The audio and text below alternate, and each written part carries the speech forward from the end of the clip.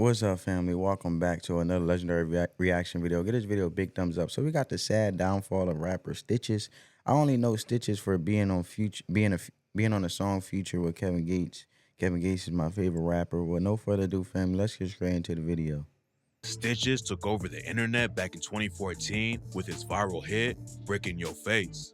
Fans thought he was the hardest rapper of all time, but after he blew up, Stitches had trouble keeping up the image and quickly fell off. From knocking out his high school principal to getting knocked out by the game's manager, this is the sad downfall of Stitches. Stitches was born and raised in Miami, Florida. Stitches' family was Greek and Cuban, and his parents, Esther and Alexander, got divorced when he was only a year old. The divorce was pretty bad, and Stitch's mom even had to get a restraining order against his dad. Stitch's dad, Alex, was a deadbeat and didn't pay any child support, even though he was rich and lived in a $2 million home. Dang, Stitch's mom. How you get away with that? Rich living in a $2 million home, but you're not paying to support your child? What the hell? How the heck you get away with that? That's crazy. Married twice after getting divorced from her first husband and raised Stitches and his two brothers in a suburb of Miami called Kendall. But according to Stitches, he was in the streets at a young age and met cocaine at 11 years old. In an interview with ESPN Miami, Stitches claimed, Stay away from drugs, bro. He got introduced to cocaine at 11 years old. Bruh. he spent a lot of time in jail when he was a teenager and got arrested at least 10 times before he blew up off his hit, Brick in Your Face. But he refused to talk about what he was arrested for or go into any detail. At 14, Stitches left his mom's house and moved to South Beach with some older women he was sleeping with. Stitches was selling cocaine and living the rapper lifestyle at a young age, renting penthouses and driving foreign cars. But he also kept going back and forth to jail. According to Stitches, every time he got locked up, it wasn't because of something he did. It was because someone told on him. That's when Stitches really started to develop a deep hate for anyone who was snitching. So when he was 16, Stitches decided to get a tattoo of Stitches on both sides of his mouth to let everyone know what would happen if they snitched on him. By that point, Stitches had already dropped out of high school. Stitches says he got expelled during his freshman year because he punched his principal in the face. Even back then, Stitches had dreams of becoming. Bro, I feel like he felt like resorting to the streets was conducive for him and was a better way. And I could understand as a child, you know, your parents being divorced that young, your father not around, your deadbeat. Your mom is raising you the best way you can, but she don't understand the feelings of a young boy or, you know how to raise a man. So she's doing the best she can. And I feel like he found different alternatives or he resorted to different ways of trying to express himself, which led him down to the path of drugs, unfortunately, and really going down the pathway of things that's not really best for him. Famous rapper, but his principal didn't believe in him. According to Stitches, the first week of school, his principal told him, "You think you're gonna be the next Lil Wayne, but you ain't gonna be shit." So Stitches punched him in the face and never went back to school. But that's where Stitches' story starts to get suspicious. He said in interviews that he really lived the life he talks about in his music, and there's nothing fake about his come-up story. But according to his old principal, he was never punched in the face. Manuel Garcia, the principal of Braddock High School, told the Miami New Times that he remembers Stitches and confirms he went to school there. But according to the old principal, Manuel, he was never punched in the face, and the Stitches story was totally made up. After dropping out of high school, Stitches went all in on selling cocaine and making music. At the time, he was rapping under the name Lil Phil. As Lil Phil, he started building a buzz in the Miami area by going around to different high schools and battling other local rappers. But Stitches knew that if he wanted to go viral, he needed an image that would set him apart. First, he got the Stitches mouth tattoo. Then at 17, he also got a tattoo of an AK-47 on his face. Around that time, he decided to drop the name Lil Phil and just go by Stitches. He dropped a few tracks under the name Stitches, but they didn't get much attention. So, Stitches decided to spend his last $5,000 to premiere his new song, Brick in Your Face, on World Star Hip Hop. Stitches dropped Brick in Your Face on World Star. So basically, my man wasn't getting much buzz under his new name Stitches from Lil Phil. And then my man basically took a risk and self-promoted himself with World Star with his music video or song called Brick in Your Face, and it blew up. April 30th, 2014. At the time, he was completely unknown and only identified in the video as an 8. Sorry for the ad, family. Excuse the ad. But dang, man, it's interesting to see his story and how he came to be who he is. You know, especially the name. I never understood the name of Stitches. You know what I'm 18-year-old unsigned Miami artist. The video had all the ingredients for a viral hit. Stitches had the crazy face tattoos way before the SoundCloud rap wave made it popular. Plus, Stitches was screaming all over the beat and had a ton of hilarious and quotable bars like, "Out in Dade County, anything goes. Always at the scene with some blood on my clothes. Then I go sell coke to your hoe. Sorry if you didn't know that your girl loved my blow. One hit, now the girl on the pole. I love selling blow." He saying? was also carrying a huge gun and had a wild crew with him, including a dude in a Hellraiser mask, busting open a kilo of cocaine and throwing it in the air. The video was insanely hard, but also funny at the same time, and quickly caught people's attention. The Brick in Your Face video got over 6 million views in less than a week. No one had ever seen anything like it, and suddenly everyone wanted to know more about Stitches. Fans were calling Stitches the White Gucci Mane, and every hip hop outlet wanted to interview him. When he finally did an interview, Stitches claimed that his past as a cocaine kingpin was 100% legit, but he didn't have much evidence to back up his story, and his criminal record only showed one arrest when he was 16. Stitches refused to talk much about his past as a drug dealer, but he promised his fans that he was the real deal. Only a few days after Stitches blew up, he dropped his first mixtape, No Snitching Is My Statement. Stitches kept his buzz up by releasing singles like I'm Just a Gangsta and Facts, but none of his new tracks lived up to the hype of Brick in Your Face. Stitches must have realized he needed to get people's attention if he wanted to go viral again. So, on the song Facts, Stitches randomly dissed Young Jeezy. In the video, some of Oh, so he went the route of mentioning other celebrity names to keep the buzz going. his can be seen holding up signs that say RIP Young Jeezy. Stitches also disses Jeezy on the song, rapping, "Fuck Young Jeezy, I'm the real fucking snowman. Big Meech went up in prison and you went ghost, man." It's not clear if they had any real beef or if Stitches was just dissing Jeezy for attention.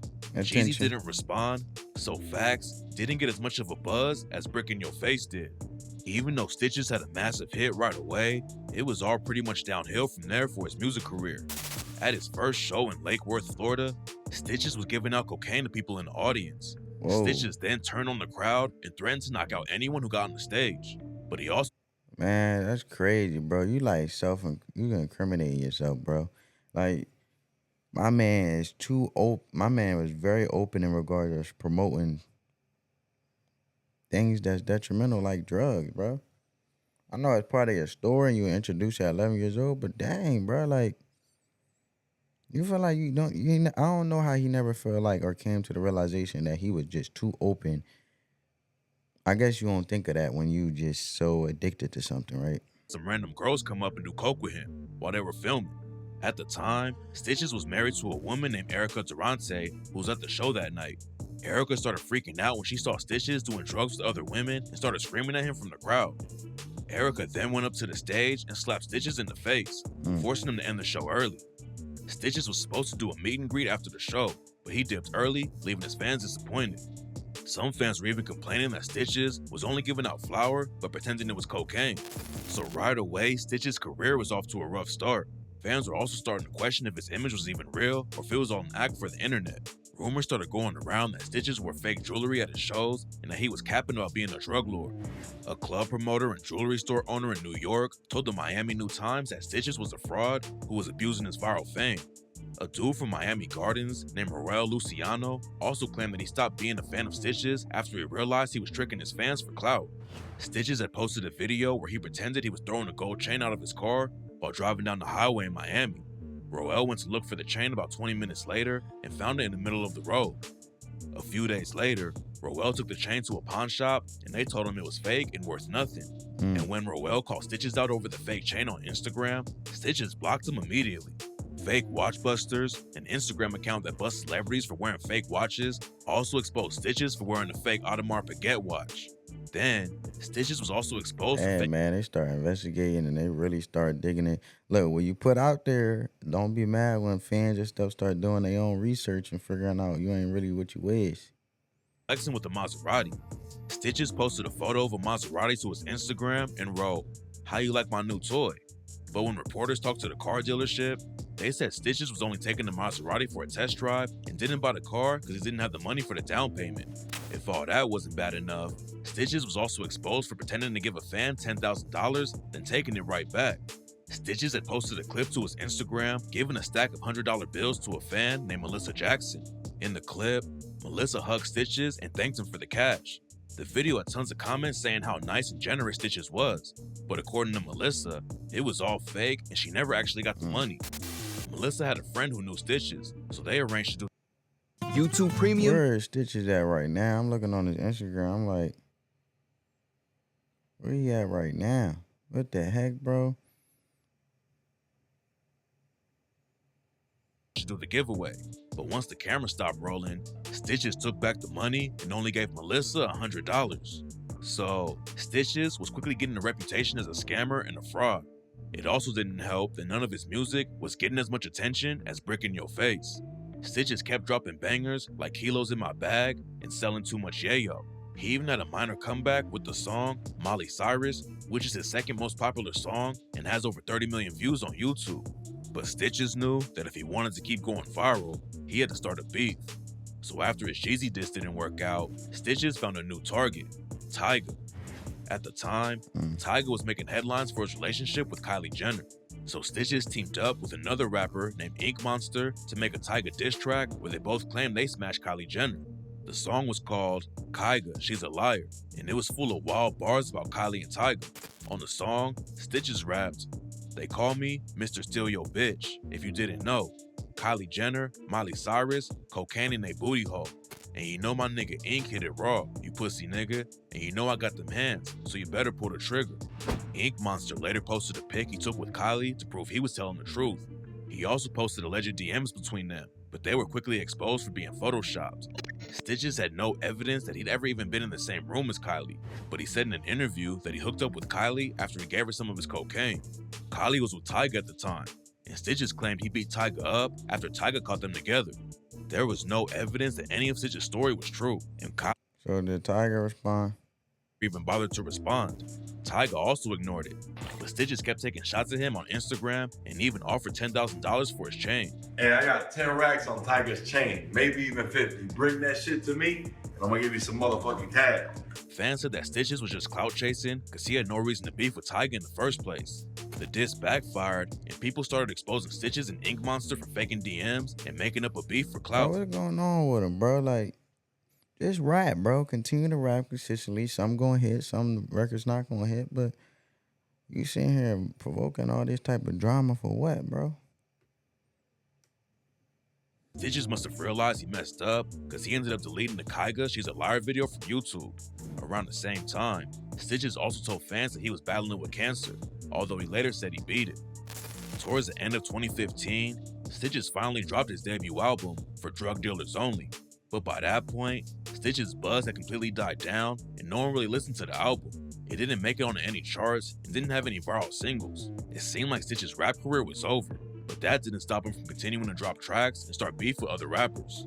Around that time, Stitches supposedly ran into the game in the VIP section of a club. Stitches wanted a picture, but the game shut him down. So Stitches went on social media and posted alleged DMs that supposedly proved Game started the beef. Game eventually responded by saying he didn't know who Stitches was and denied sending him any DMs. But the Game did tell Stitches he was ready to run a fade with him whenever. Number one, I ain't sent your ass no motherfucking DM. Number two, any nigga name that rhyme with bitches, ain't nobody fucking with you, nigga. You lame, your music whack, nigga, and I will put hands on you, nigga. I ain't sent you no message. You a fucking fan, nigga. Stitches kept taking shots at the Game on social media and even dropped a diss track called Game Over. On the song, Stitches went at the Game and also took a shot at Bro, this dude Tyga. always got a gun in the video, bro. Like, it's crazy. Like, this dude never not walking around with just his gun in the video. I don't know if the gun real or what, but bro, it's like, bro, what you putting out, bro, just all I gotta say is be careful, bro. You keep making these necessary drama with artists, reaching for that, and two artists already didn't.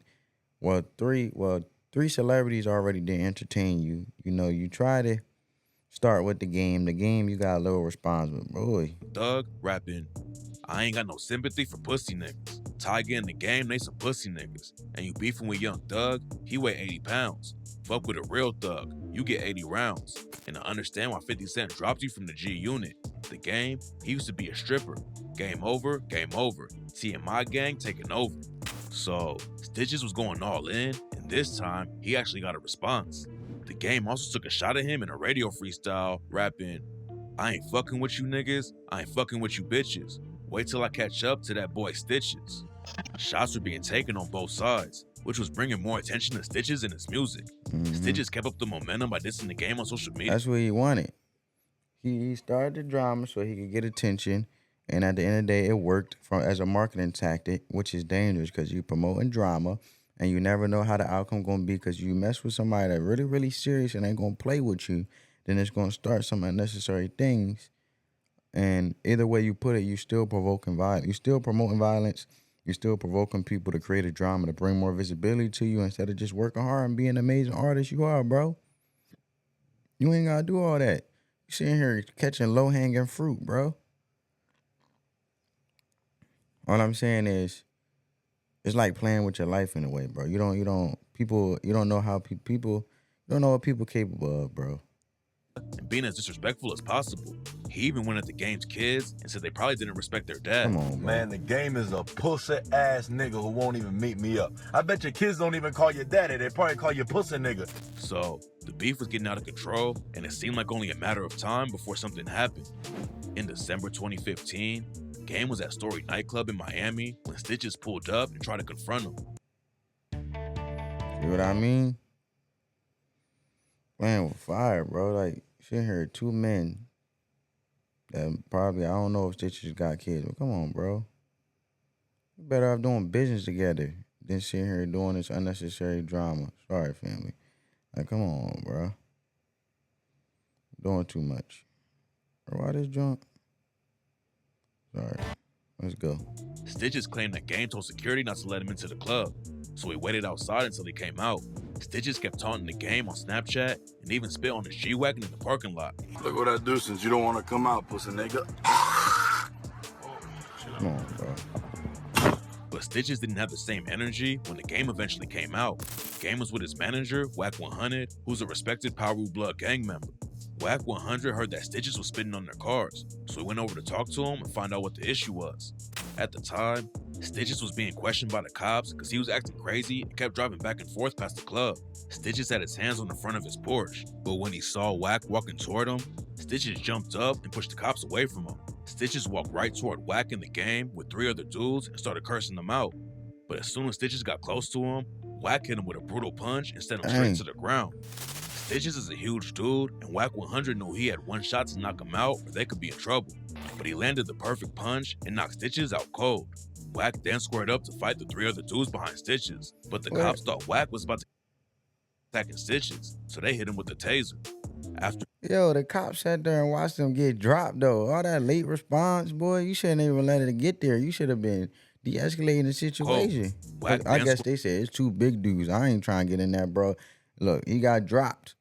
They gonna have to rock out. Like, bro, as a cop, you ain't even supposed to allow that to happen for a boy to get dropped like that and go outside like that from Whack 100 punching him like that, bro. To fight the 3 other dudes behind Stitches, but the cops thought Whack was about to keep attacking Stitches, so they hit him with the taser. After that, the cops took him out of jail. Whack had a few $100s in his pocket, so he bribed the guard to let him catch a fade with Stitch's crew while they were still in the county jail. Dang. The guard agreed to let them all into the same area. And then he let him get a fee and bribe the guard with a couple of that, boy. Friends didn't want any smoke. They told Whack they didn't know what Stitches was about to do and didn't want any problems. TMZ ended up releasing the video and it instantly went viral. The Game immediately reacted to the situation and clowned Stitches on social media. The entire internet was making fun of Stitches for talking tough and getting knocked out on video. You know what I'm saying? It immediately killed his street cred, and no one still believed that Stitches was the hardcore drug dealer he claimed to be. During the fight, Stitches was arrested for weed possession and resisting arrest. Then a few days later, Stitches was also jumped by his own people for causing problems with Whack 100. Yeah, I got sucker punched the other day. Ain't nobody hiding their face. And I got jumped by my own niggas yesterday. Nigga, all y'all pussy. This dog right here is harder than all y'all. He can do more damage than all y'all. Y'all pussy. Whack was cool with some important people in Miami. So after the fight, he made some calls to find out what was going on. Wack's associates told him it would be taken care of, and a few days later, Stitches was jumped again by his own crew. Stitches in the game continued taking shots at each other on See what I'm saying? Now the people that you rocking with, that you thought was rocking with you, ain't rocking with you.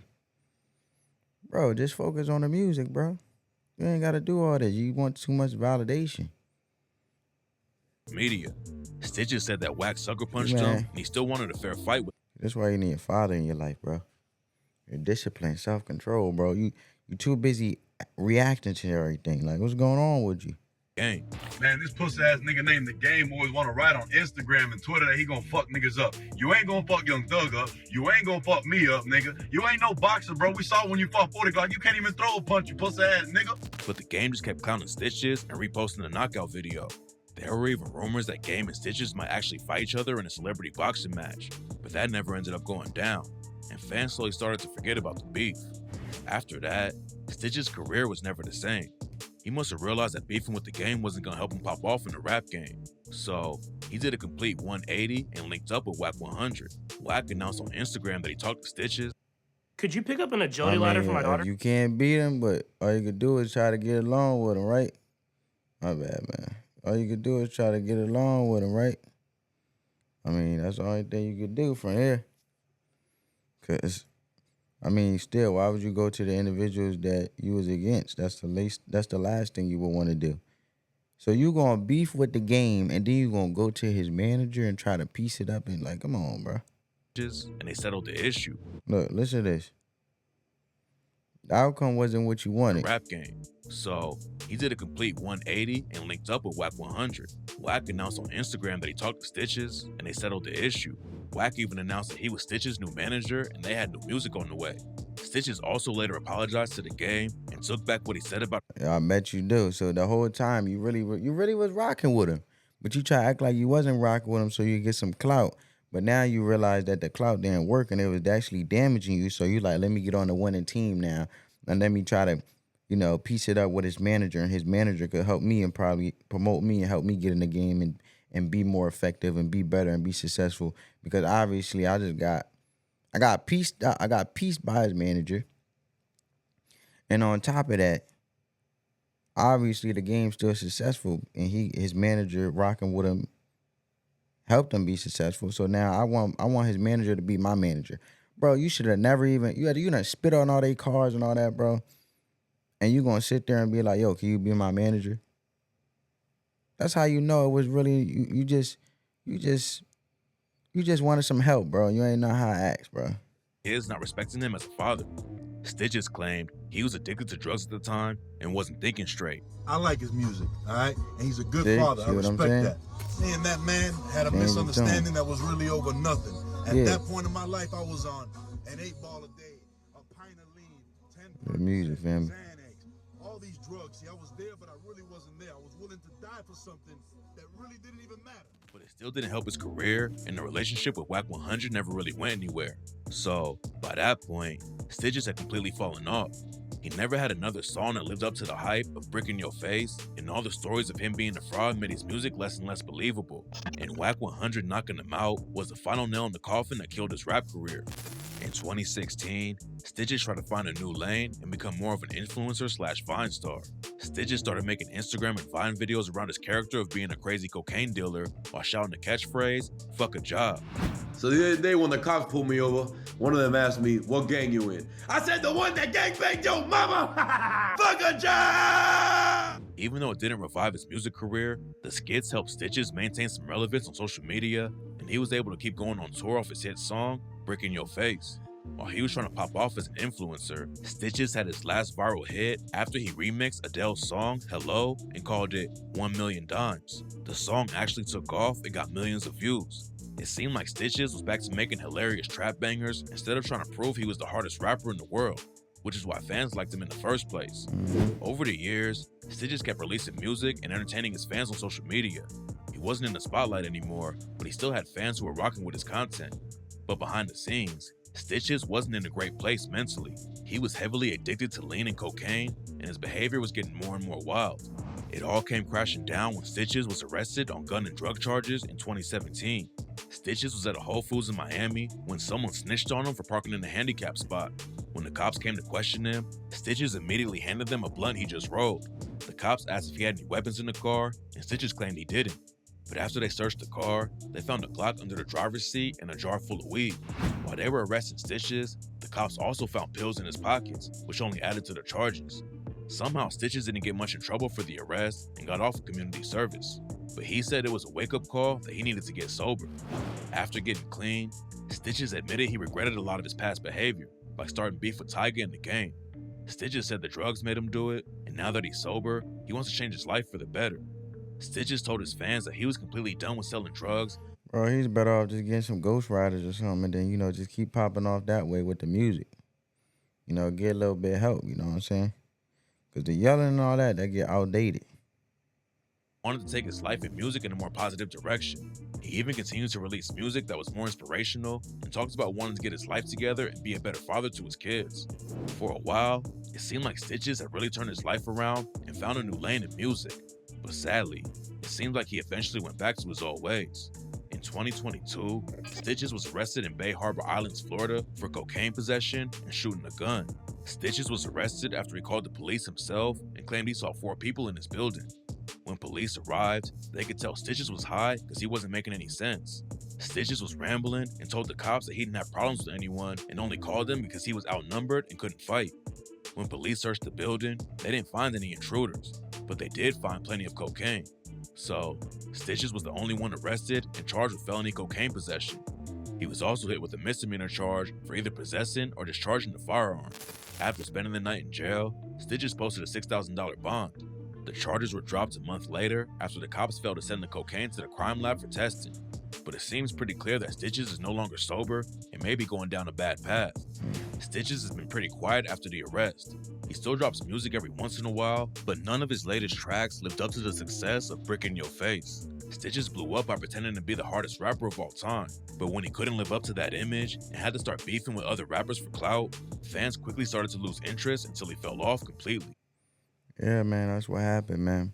Being something you're not, you better off being something you is. It's cheaper to be yourself. And at the end of the day, when you try to be something that you're not, you got to keep chasing. And you feel like the goalpost is moving because you got to keep trying to prove that this is who you is. But if you is that, then you won't have to prove nothing because you'll be that. So, bro, just be yourself, bro. You ain't got to be in no street. You ain't got to be the hard. You ain't got to be no drug dealer. You ain't got to do all that, bro. You just inspire the people and resonate with the people that doesn't necessarily have to deal with doing any crime and just living clean. You got a fan base, bro, like blog, bro. Like, come on, bro. Like, what are you doing? Like, you bad. You better get it together, bro. That's all I'm saying. You can get it together. You just got to stay focused, bro. Come on, man.